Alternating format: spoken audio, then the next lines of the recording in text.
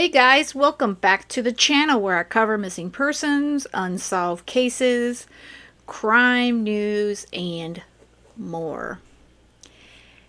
I have been watching this case, this treadmill, quote unquote, treadmill abuse case, and it has upset me to the core.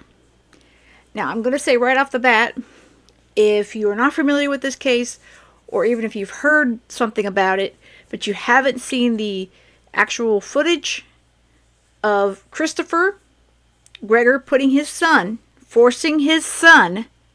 6-year-old Corey, that's him on the right, to run on this treadmill, it is very disturbing. So there's going to be a trigger warning here. Just be prepared if you need to get out once that video plays or go past it. I completely understand. But I'm kind of want to discuss the abuse and issues with CPS. Child Protective Services, family, whatever they're called. Every state has a bit different as far as what their child protective services are called. In New Jersey, where this case happened, it's called the DCPP, New Jersey Child Protective Services, so we're just going to refer to them as CPS.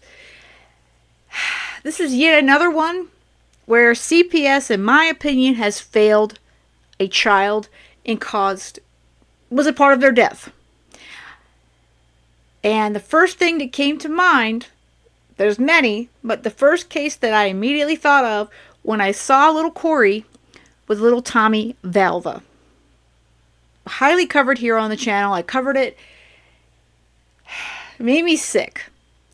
This is another quote-unquote father abusing one of his own children.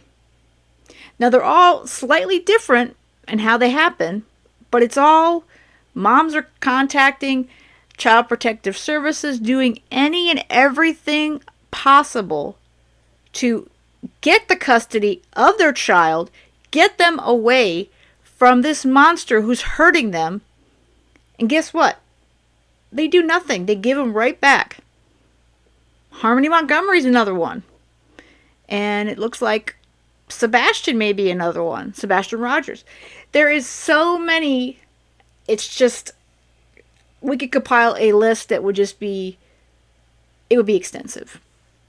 So as far as Corey is concerned, this poor kid was really put through the ringer, and basically his mom had him and did not tell the father, Christopher, about him until he was about 4 years old, and she thought that that allowing Christopher into Corey's life would be the best thing for Corey. Now, don't get me wrong, the mom has had some issues. Apparently, she's been into drugs and such, but she has cleaned up. And you know what? People have things happen. And if they clean up and they're trying to do the best for their kids, I always applaud them for that. So, in this instance, Brianna is the mom, Brianna Miccolo. She was trying to save her son, sweet 8-year-old Corey Miccolo. He's also referred to as Corey Gregor, and depending upon where you read about it. Now, his father had some custody, and he was allowed to have him at his apartment. The biggest issue that comes across is his abuse of him, and there's a treadmill video, which is the biggest contention in this case. And I do think those injuries on that treadmill, I really do think that they are a part of all this, but I think that the abuse was very extensive, and it just continued. Gregor, that's Christopher Gregor, was not always in Corey's life. Again, he wasn't even aware he had a son. So Brianna was just 16 when she had Corey. Christopher was 21, and she just in 2018. It was confirmed that Christopher was the father. So, with the encouragement of her mom, Brianna's mother, Rebecca, she decided to allow Christopher into Corey's life. And they were all thinking, hey, he needs to have a dad in his life. He's a little boy. And they thought, this would be good for Corey. Unfortunately, they couldn't be any more wrong. So he would go to stay with his father, and he would come home with unexplained bruising and bite marks all over his body. He would have fingerprint markings on his arms and legs. And he even came home once with blood pooling at the bottom of his eyes. Now, all this time, Brianna was telling CPS all about these issues and saying, hey, I think his father's abusing him. And they did find that out because Corey finally did speak up, and he told his mom and his grandma that dad hit him or he didn't want to be around him. He basically would hide and cry and kick and scream when it was time to go visit his dad. And that is a big red flag. So Mama there, Brianna, decided, she couldn't wait for CPS, to intervene. And it's sad that this comes to this. She ended up filing over 100 complaints against Christopher Gregor during this 2-year period. And Corey was being very brave. He only told his mom and he only told his grandma about what happened. Now, there's many photographs that Brianna took of all of his injuries. He came home with abrasions on his forehead, marks on by his rib cage, and he even on April 1st, Brianna decided to bring Corey for an exam by his pediatrician. The physician stated that her notes state that Mom said that she noticed the bruises that are now yellow and green on the chest, upper left arm, and left hips over the weekend. He had an abrasion on his left forehead and some abrasions on his chest. Now, when the doctor kind of pushed him for information, Corey told her that he got the chest, arm, and hip bruises and forehead abrasion because he was playing football outside on the turf with his dad because he was trying to teach him how to play football.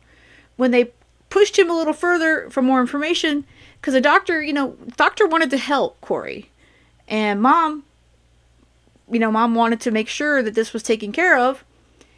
He stated that he got more of those bruises when he fell from a treadmill. He told the doctor that he had to run fast because his father said he was too fat. He was too fat. He's a 6-year-old. If you look at pictures of Corey, he is skinny. You can see his bones in a lot of these photos. 6 years old. This kid is not fat. This kid is not at all anything, but if anything, he's underweight. So they had an appointment the next day at the Jersey Shore Medical Center.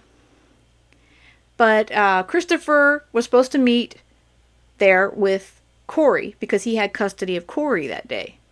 He never showed up. Instead, Brianna got a call at 3:30 p.m. asking her for Corey's insurance information. He told Brianna that Corey wasn't doing well. He had some issues. He was weak. He's been sleeping all day. And that he was going to take him to the hospital. But he would not tell Brianna where he was taking Corey. He wouldn't tell his own mother, Corey's own mother, where he was taking their son. She called all around. She couldn't figure out where her son was. And can you imagine trying to call around and find out where your little kid is? How dare he keep that information from his mother? How dare Christopher do that? When she finally figured out where Corey was, the Southern Ocean County Medical Center, she was trying to head out the door. And as she was leaving, police met her. And she had no idea why the cops would be there. Police told Brianna that her son Little 6-year-old Corey had died.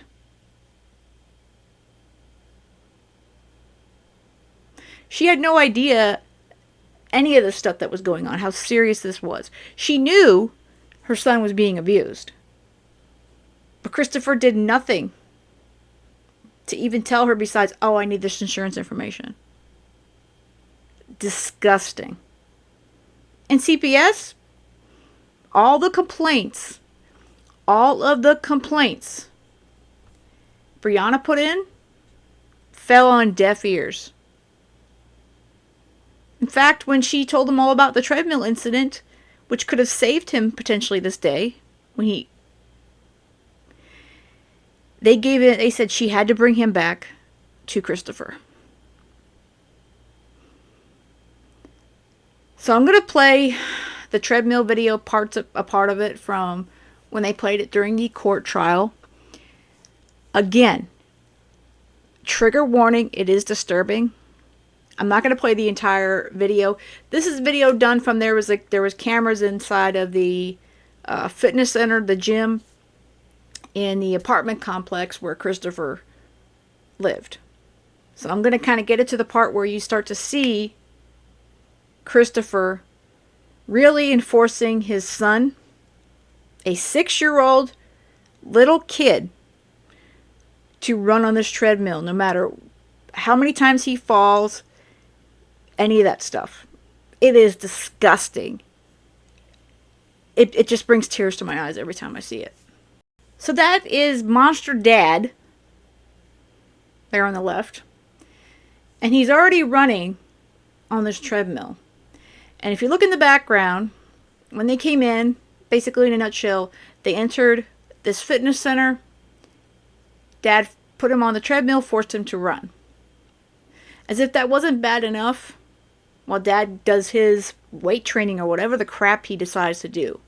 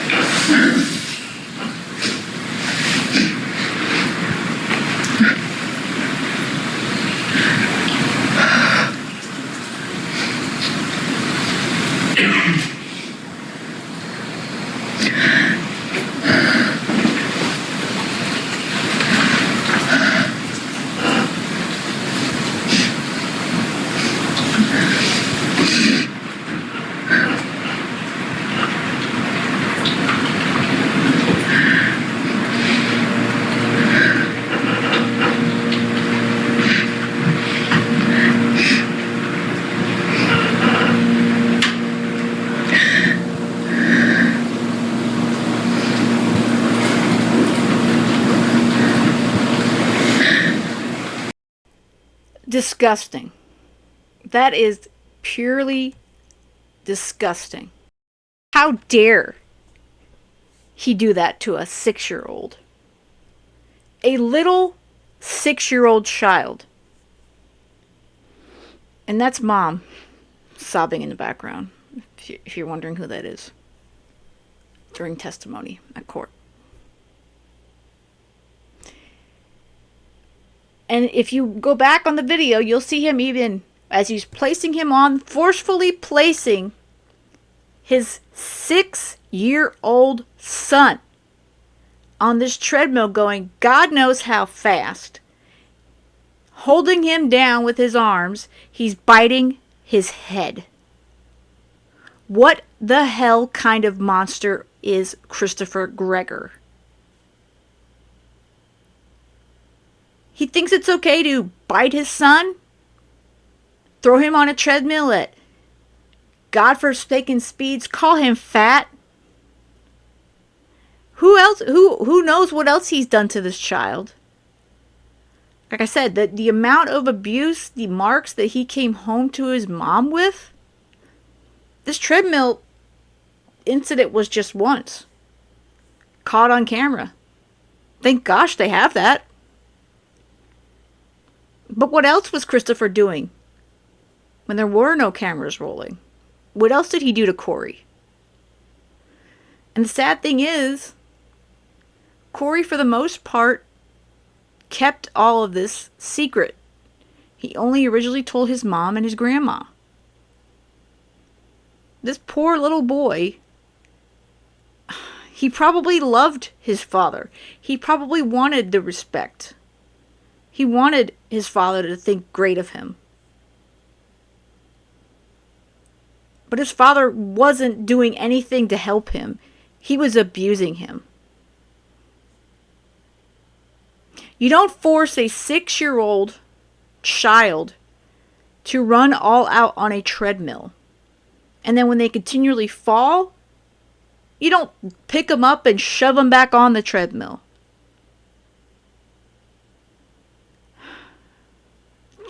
I can tell you what, this guy, Christopher, he makes my blood boil. He really, really does.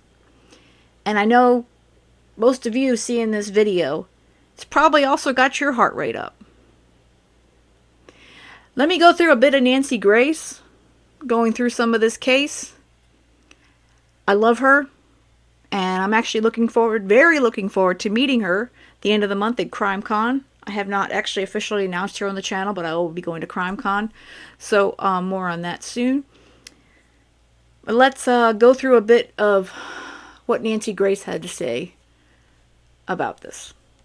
Corey and his mom sat in the car in the parking lot, and they said goodbye for what would be the very last time. Corey was walking.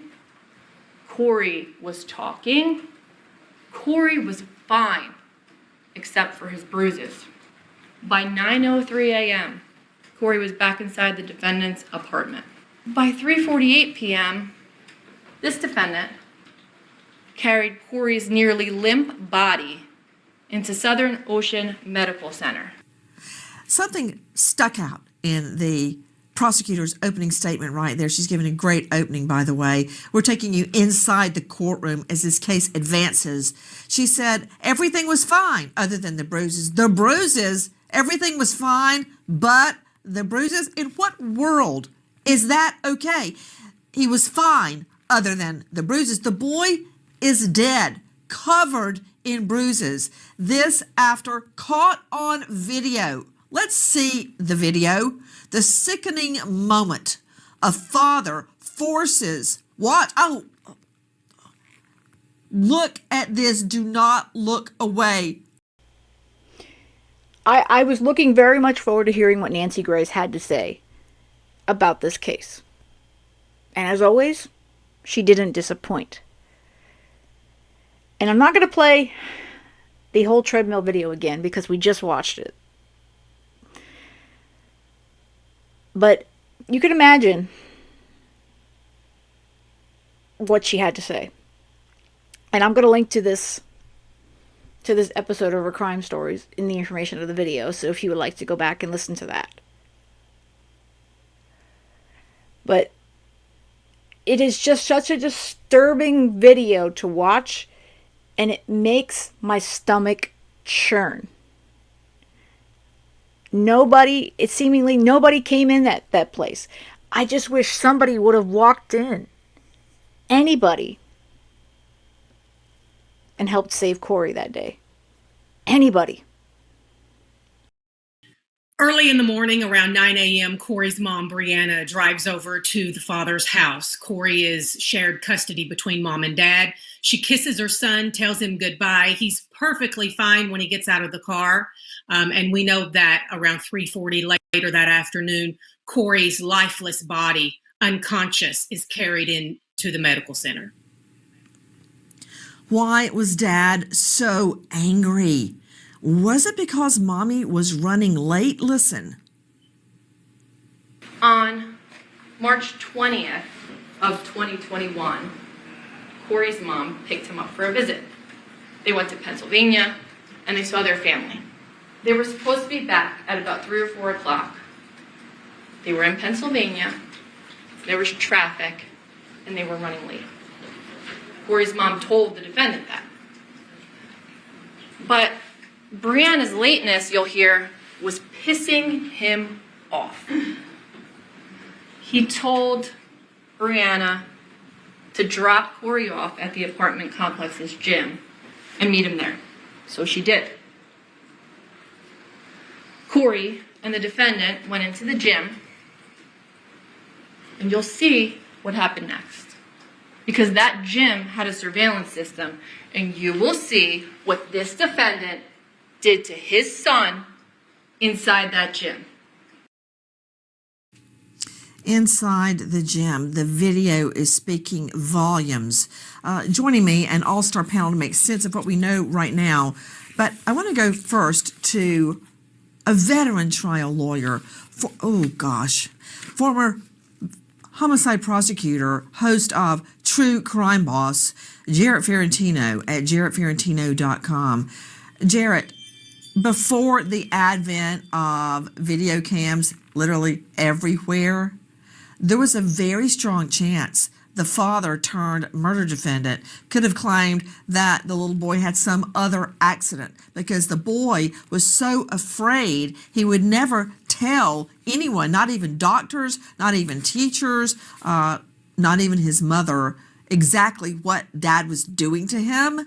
But because we have this video surveillance, we know what Dad did. That video surveillance speaks for Corey, Nancy. That's his voice in that courtroom. This little boy endured that abuse. You know, and the shocking thing, too, is it was caught on camera, but it was in a public place. It was a gym. To think that he would have done this in a gym where other people could have walked in, only your imagination runs wild of what has gone on behind closed doors with this little boy and his father. What more do we know? Take a listen. When Corey Miccolo returns to his mother's after his second unsupervised visit with Christopher Gregor, the boy's face is swollen and he has a busted lip. Gregor offers no explanation, and Corey refuses to tell his mom what happened. Brianna Miccolo immediately calls police and files a report of abuse with New Jersey's Division of Child Protection and Permanency. Over the next 20 months, Corey continues to come home with bruises, scrapes, black eyes, and bite marks. Miccolo files 7 more reports of abuse, reportedly with little response from DCPP. Emails, texts, and hundreds of calls from Brianna Miccolo are unanswered. Agents are sent to interview Corey, but always while he is under the care of Gregor. Sure.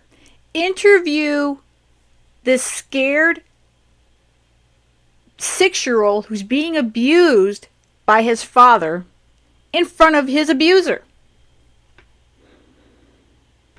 They should have separated Corey, given him an advocate, a child advocate, and asked him what was going on. Again, failure by Child Protective Services. These failures have to stop. These children are getting murdered by their so-called mothers and fathers. They're getting murdered. They're getting abused. and the abuse is leading to murder. What does it take before DFACS, Department of Family and Children Services, will actually do something? How many bruises? How many cuts? And then to interview the 6-year-old little boy, Corey, while he's with his abuser? Do you really think the boy is going to tell the truth? I want to warn you about very disturbing pictures and video that the jury is seeing that we are presenting to you. To Dr. Bethany Marshall, renowned psychoanalyst, joining us out of LA at drbethanymarshall.com. Dr. Bethany, I can hardly stand to look at these photos of abuse. Many people would refuse to believe it if video had not caught the moment Dad forces the 6-year-old boy to run the treadmill because he says the boy is, quote, too fat. If anything, the boy, by the time he died, was too thin. Do you see those bruises on your monitor? They're all over his body, Bethany. They are all over. And even when the prosecutor said that the child was fine when he was with his mother, he wasn't fine from the standpoint that he had probably been abused for years. The father didn't have interest in this child until he was 4 years old. And it's likely that he abused the child for many reasons, one of which was to get back at the mother. He probably had a rage disorder, but most importantly, he probably thought that the child was unconditionally bad. This is at the heart of child abuse, that the abuser feels the child is bad and also resents that the child has needs, and that's why they often restrict food. I've heard of abuse cases where families actually put a padlock on the refrigerator because they do not want the child to eat. So this child was abused in so many ways. And it's interesting, there was that strange mark on his forehead that the mother reported. In abuse cases, one of the things we see are marks that do not fit any particular pattern, such as a fall or something like that. Often they are on both sides of the body. When a child falls or there's an accident, the bruises will be on the one side. But in this case, we see bruises all over and on both sides, and also bite marks. That's quite common. And it seems that strange mark on the forehead might have been a bite mark. This poor kid. Poor Corey. Can you imagine the pain, the fear? His father was a monster. He is a monster. He's currently on trial for abuse that led to his death. And I hope the jury finds him guilty. He brutally beat and tortured his child. Little Corey didn't deserve any of this. He's 6 years old. He was 6 years old. About a month away from being 7. When is it going to stop? When are we going to listen to these kids? Listen to the other side of the story? When mothers or fathers on the other side of a major custody dispute or issue are saying, hey, my kid goes over to their other parent's home, they come back, they're beat up, they're not fed properly, they're dirty, whatever. What is it going to take? How many kids have to die because Child Protective Services can't do their damn job and protect these children? They sure as hell didn't protect Corey. They didn't protect little Tommy Valva. They didn't protect Harmony Montgomery. The list goes on. It's too much. It is too much. But let me know what you guys think of all this. This is basically just an introduction to this horrific case.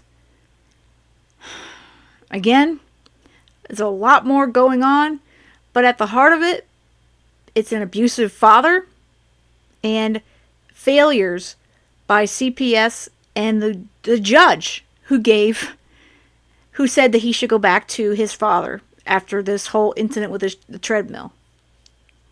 It's failures by the state and a parent. All right, guys, I hope you have a great rest of the day. And most of all, stay safe.